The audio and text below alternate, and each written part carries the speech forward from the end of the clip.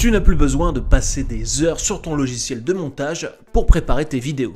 Grâce à l'intelligence artificielle, tu vas pouvoir créer des vidéos dynamiques avec des transitions, des effets sonores, des bruitages, des b-rolls pour illustrer les passages de ta vidéo et même des sous-titres pour améliorer la compréhension de ta vidéo. Cette IA, elle existe déjà, c'est Submagic et c'est justement avec cet outil que j'ai réalisé l'intro de cette vidéo en quelques clics. Je te montre tout de suite comment j'ai fait. Je suis connecté à mon compte sur Submagic, je vais créer un nouveau projet. Je vais commencer par découper mon rush. Je sélectionne donc Trim Vidéo, j'upload ma vidéo. On va choisir la langue des sous-titres ici, français.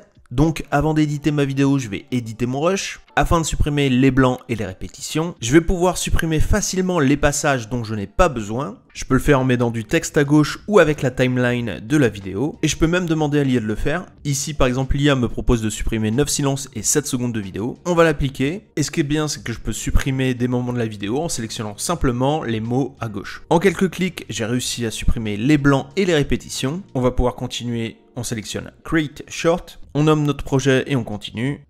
On choisit un style parmi les différents styles disponibles. On a plein de styles de sous-titres qui imitent les créateurs les plus célèbres. Et si on préfère, on peut même créer notre propre style en choisissant la famille de police, la taille des sous-titres, le nombre de mots par défaut qui va s'afficher sur une ligne de sous-titres ou encore les couleurs. Moi je vais choisir un style parmi la bibliothèque, je vais choisir le style Hormozy 2. Et je peux également régler la taille par défaut des sous-titres et la position de ceux-ci dans ma vidéo. Voilà, ici c'est pas mal. Et il y a une option très pratique avec cette petite icône en forme d'œil ici, ce que peut donner la vidéo avec un affichage type qu'on retrouve sur les différentes plateformes. En se rendant dans l'onglet Caption, on va pouvoir relire nos sous-titres, modifier l'apparence et la mise en page. On peut par exemple choisir d'ajouter une ligne, de supprimer des emojis ou au contraire d'en ajouter. On peut également déplacer un mot, par exemple pour le mettre à la ligne précédente ou à la ligne suivante. On peut créer une nouvelle ligne et déplacer les mots. Et si on le souhaite, on peut choisir une position personnalisée pour une ligne de sous-titres. Donc tout ce qu'il faut pour personnaliser au maximum nos sous-titres, on va faire une relecture rapide et on va personnaliser. L'outil est très simple à prendre en main et après 2-3 projets, on le maîtrise parfaitement et ça va très vite. Maintenant que mes sous-titres sont prêts, je vais pouvoir passer au reste du montage. Je me rends dans l'onglet B-Rolls. C'est là que je vais pouvoir ajouter mes b-rolls, mes transitions et mes bruitages. Submagic a commencé par séquencer ma vidéo. Du coup, avant de commencer, je vais revoir le séquençage de ma vidéo. Par exemple, si je veux avoir deux séquences, une qui commence sur en quelques clics et que je souhaite ensuite ajouter une transition pour la nouvelle séquence, je te montre tout de suite comment j'ai fait.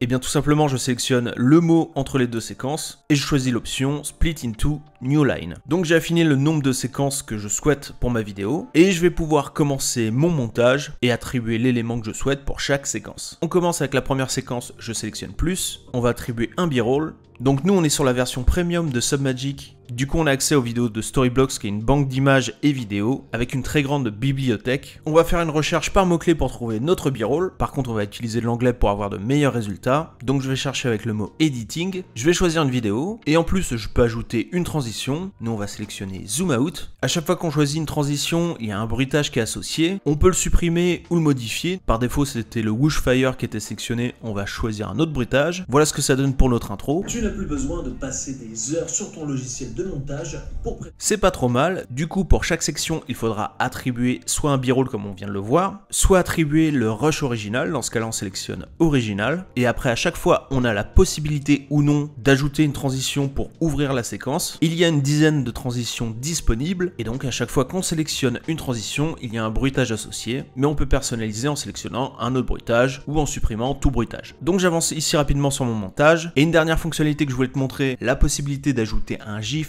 sous tes sous-titres. Tout simplement, tu sélectionnes l'icône image sur la séquence en question. Tu vas pouvoir faire une recherche parmi la bibliothèque de GIF. Nous, on en a choisi un. Et à chaque fois, tu peux régler la taille du GIF et le repositionner sur ton écran. Notre montage est fini, on passe donc à l'onglet Boost. Dans cet onglet, je vais pouvoir générer automatiquement un titre qui va s'afficher en début de vidéo. Donc là, il m'a choisi Découvrez l'outil pour créer des vidéos. Je peux lui demander de me régénérer un titre ou je peux entrer mon propre titre. C'est ce que je vais faire. On peut personnaliser le style du titre, la taille, la position et régler également la durée d'affichage. Il y a une option pour demander à ce que l'IA génère automatiquement la description et les hashtags de la vidéo et c'est plutôt cohérent ce qu'il me propose. Je peux ajouter un texte ou un logo sur ma vidéo. Par exemple, en choisissant un logo, je vais pouvoir comme ça créer un watermark. Je peux le repositionner, changer la taille et changer la transparence. Et dernière option disponible, je peux ajouter une musique. Je peux charger ma propre musique ou sélectionner une musique disponible dans la bibliothèque texte Submagic. Bon, nous ici on va pas mettre de musique parce que j'ai l'habitude de choisir une musique directement sur les plateformes. Cette fois-ci notre vidéo est prête, on n'a plus qu'à l'exporter. On va choisir la qualité de la vidéo et le nombre d'FPS. Notre vidéo est en cours d'exportation, on est ici sur le tableau de bord de celle-ci. Si tu travailles en équipe, cet espace te permet d'échanger avec tes collaborateurs pour par exemple demander des modifications sur un projet. Et pour tes clients, il y a également une option qui te permet d'inviter quelqu'un à venir voir la vidéo et à laisser des commentaires sur celle-ci s'il souhaite des modifications. Moi, mon projet est fini et il ne me reste plus qu'à télécharger et à publier ma vidéo.